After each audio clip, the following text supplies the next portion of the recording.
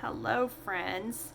So, how has everybody, second day of crisis schooling, distance learning, homeschooling, whatever you're choosing to call it, how has it gone?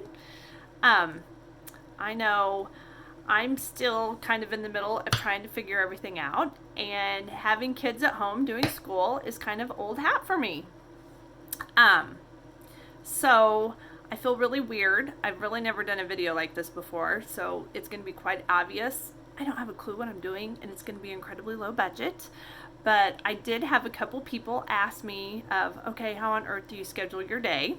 And that does look a little bit different now because I still have my younger kids that I'm homeschooling, plus my kid that is in junior high and one that is in high school. And then I also have one that's at home from college, although he's pretty independent and kind of taking care of himself, so I don't have to worry a whole lot about him. Just pretty much making sure I have a quiet spot for him to do his Zoom classes.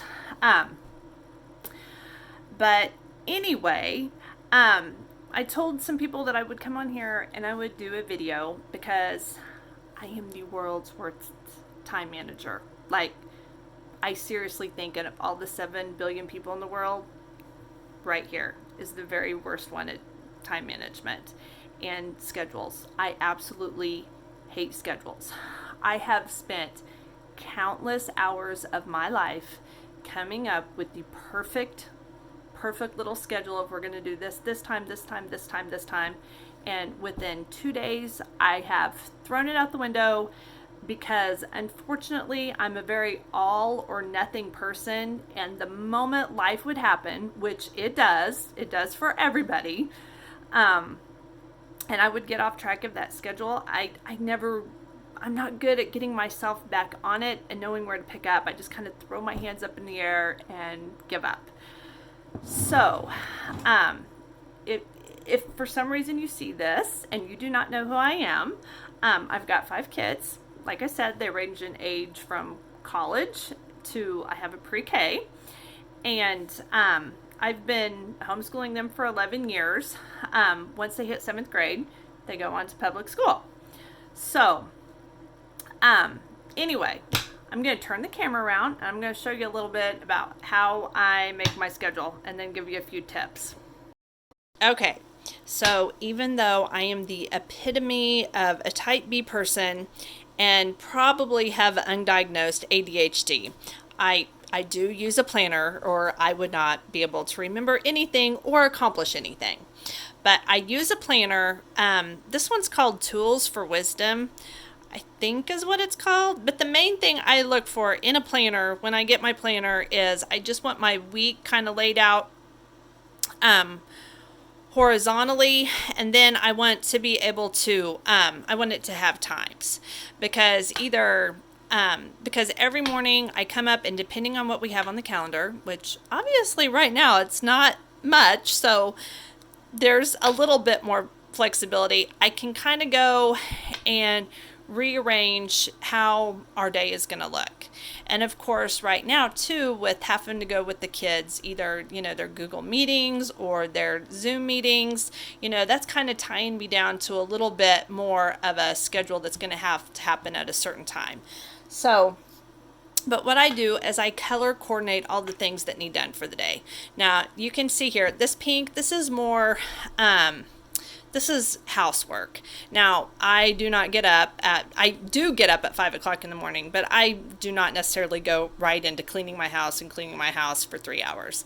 I mean, that might be getting a workout in, getting my devotional in, but I do try to dedicate about,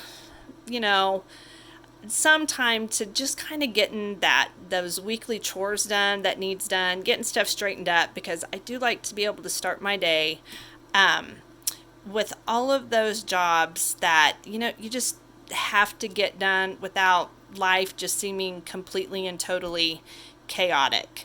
And kind of over here, you can see I call it my weekly flow list. And these are the things that I have to get off the ground, have to get them going, and just kind of click them off as I go. I set a timer, and I will make sure that I dedicate so many, like usually this right here is I am going to make sure I dedicate an hour to concentrating on the house. So we're not starting off with, a mess or me worried about the laundry, what's in the laundry that I need to hurry up and make sure we have washed, that kind of thing. Something else I am doing, I am assigning breakfast to each kid. And so each kid is in charge of breakfast for that morning. That gives me a little bit more time to do some of the stuff that I want to make sure that I get done. So they're in charge of coming up with what's for breakfast and making sure that breakfast is cleaned up. And then usually by 8:30, 9 o'clock in the morning, we're ready to start school. But as you can see, yesterday looked a lot different than today looks because I had to go to town and I had to run errands. And I was really hoping that we were going to get home and we were going to finish up some stuff for Brandon that he didn't quite get done. My public school kids had a pretty easy schedule yesterday. But Brandon, he's my third grader, and there was some stuff that we didn't really get to with him that I was hoping to get to before dinner last night. It didn't happen, and that is where the grace comes in, because there are just going to be some days that are like that. But anyway, each one of these are going to be color coordinated. So like I said, this is going to be the house. I kind of have on here just extra stuff that I want to make sure I concentrate on besides kind of my weekly chores that I need to make sure I get done. Also, I have some stuff outside I want to do, so it has its own color. And then for my school, this is mainly stuff that I can do while the kids are doing school. Simple chores that if I get interrupted, it's not that big of a deal. And it's easy to just get right back to if, if I end up stopping and helping the kids for a while. Think that is about it on how I do my planner. And of course, if you're working from home, you could have a color of work that, okay, this time this is dedicated for just, this is the time mom is working. And again, timers. That's how I stay on track, is I set a timer for everything. And okay, so for school, generally speaking, for my homeschool kids, that's probably going to look a little bit different now with my public school kids. We try and dedicate 3 hours every day. Some days we can sit down and we pretty much have that block of 3 hours that we work on it. Some days we may not end up actually starting school until 10:30, and we do an hour and a half before lunch, and then we do an hour and a half after lunch. It all just kind of depends on the day and what we got going on that day. So, and say Brandon, who is a third grader, even though I have 3 hours blocked of school, we don't sit down and do 3 hours of school nonstop. I'll have one main timer set for that 3 hours, 3.5 hours. But then I have another little timer that's set for 40 minutes. And then after that 40 minutes, that gives him a time to get up, stretch. We may all turn on some music and dance and get a little bit of exercise when that timer goes off. I may let him and Bristol go outside and, play on the swing set while I flip some laundry out. A lot of times during at least one of those 15-minute breaks, that's when I'll do school with Bristol. My little pre-K, she does about 20 to 30 minutes, 3 or 4 days a week. She doesn't necessarily even sit down at the table and do school every day. Now, usually every day, and a lot of times it may be while I'm picking up the house or we're outside in the garden, her and I will be singing a Days of the Week song, or we might be singing, I've gone ahead and I do some Shirley English jingles with her about nouns and verbs, or, sing the alphabet song and talk about, while we're outside, name find me stuff that starts with B. I mean, her school is really, really incredibly easy, and just kind of as we're doing life.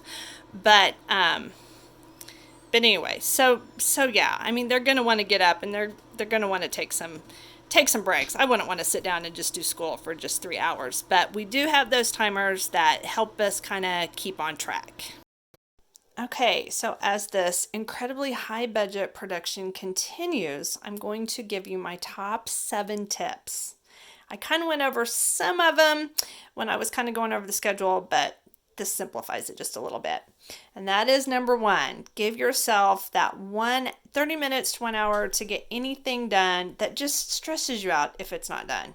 You know, if there's dishes in the sink, or you just want to make sure you start with the living room picked up and vacuum, get that done, because it just puts you in so much better peace of mind. Or, if you've got to make sure your laundry's done, or nobody's going to have any clean underwear. So get that done before your day starts. And you will be really glad that you did. And your kids will be really glad that you did too. Okay, but that brings me to tip 2. Get those kids to help. Now, I do not want to come across as, my gosh, my kids help me, blah, blah, blah. Everybody wants their kids to help, but I also know how easy it is when you're busy. I know when my kids are going to school, there's no time. They get up and they have to hurry up and get ready to get to school. By the time they get home from sports practice and everything, it's pretty much time to do homework and eat dinner and go to bed. And so it gets hard to train them how to do some of those jobs and to help you. But we really have been blessed with the perfect opportunity to really help them learn a lot of those life skills that it's just hard when we're all so busy. Well, now's the time, kids. You get to learn how to do some laundry, cook some meals. I have found that, my kids, usually about 8, are able to figure out the washing machine pretty easily. And then also around 8, I'll start having them try and learn how to start helping cook some simple meals. If I'm here, to make sure, they turn off the stove and all that good stuff. So that is number 2. Use this opportunity. Okay, number 3, timers. If you're like me and you get easily distracted, the timer saved my life. When I set that timer, I know that for 30 minutes, I am going to work like the Energizer Bunny in my house. And the phone's going to be put up. I'm not going to let myself be distracted by anything. So set the timer. Sometimes it amazes me what all I can get done in 25-30 minutes. And it really does help. Okay, number 4. So stagger the kids. The one thing that stresses me out about homeschooling is when I got 3 or 4 kids that are all doing schoolwork, and I have 3 or 4 kids all going, Mom, I don't understand. Mom, I need help. I don't understand this. So if you can figure out a way to stagger the kids, that does help. And I put personality down because you have some kids that they're morning people. I'm a morning person. I have a couple kids that are morning people. And so if I can get them going first thing in the morning, in fact, that's what, out of all of this, I would say Brandon, my 3rd grader, who is used to homeschool, is probably the one who's having the biggest adjustment to all this. He was the big man on campus since August. And with, Bristol just being a pre-K, he pretty much had Mom's undivided attention. So I did, starting this morning, I was like, he needs about an hour that's just to himself, because, he's starting to do a little bit of long division and just stuff that if he has a lot of distractions around him, it's going to stress him out, and then that's going to stress me out. Another way you can, stagger them out a little bit is if they don't have a Zoom class at the same time, that's a really good time that you can take the one that may need a little bit of help. And you're going to have, you're free. You have one kid that is busy that you don't need to worry about interrupting you. Okay, number 5. Okay, try to train them not to interrupt. Oh my goodness. How I have done that, which again, they still are not perfect. As much as my kids have been homeschooled and are in public school and know to raise their hand and all that, it amazed me yesterday morning how many of the mom, I need help. Well, Mom, but I don't understand this. And it does. It gets me so frustrated. It gets the kid who you were in the middle of helping or explaining to frustrated. So, ideally, they need to know not to do that. I try and have a book, or if I have ones that like to draw, they have a sketch pad and some pencils. And I also have a list of chores set aside that, say like Blake, Mom, I need help. And, I really need about 10 minutes of trying to explain something to Brandon uninterrupted. I may say, okay, well, run, go take out the trash while I do this. Now, I will tell you, if you have some of those simple little chores that they can do, it is amazing how all of a sudden they will find a book that they will sit there and read quietly when they know that the other thing is a chore. Or if they interrupt, that's kind of a way you can train them. If they do interrupt, they automatically have to do some sort of chore. I put this dot system here because, again, I cannot stress to you enough, people, how I have a very hard time keeping track of things. And like I said, I am probably a poster child for undiagnosed ADHD. So many times I would have a kid that said, did say, Mom, I need help when you get done. And they would quietly read a book, or they may take out the trash, and then they just never came back. We started looking for bugs, or we started shooting baskets or whatever. And by the time I was done helping the one kid, I had completely forgotten about him. Well, what I did, and I don't have any here, I realized yesterday, I need to go back to this system. This is what I did back when I had all of them at home, is those little dot stickers that you can get in an office supply store that have different colors. They come a whole bunch in a pack. You can use them for like garage sales or whatever. Well, each kid had their own color. And say Blake was blue. If Blake had a question, he would quietly come and he would put his blue dot on my arm or my hand, and I would know that was Blake. And when I was done with Brandon, it would help me get my mind back focused that, oh yeah, don't let Blake just go back and help Blake. And I found that system worked really, really good to keep me on task and to train the kids to not just, Mom, help. Tip number 6. Okay, I make that daily list of chores that can be done during school time, of just things that are mindless chores that if I get interrupted doing, it's really easy to just pick back up. So fold laundry, peel potatoes. I have my school cabinet needs organized and straightened back up, which was something that was supposed to get done over spring break, but my mind was just wandering over spring break and it did not happen. Well, that's something I'm going to make sure I get done this week, and it's going to be something that's easy to do while everybody's just sitting there doing their schoolwork. Won't be a big deal when I get interrupted from it.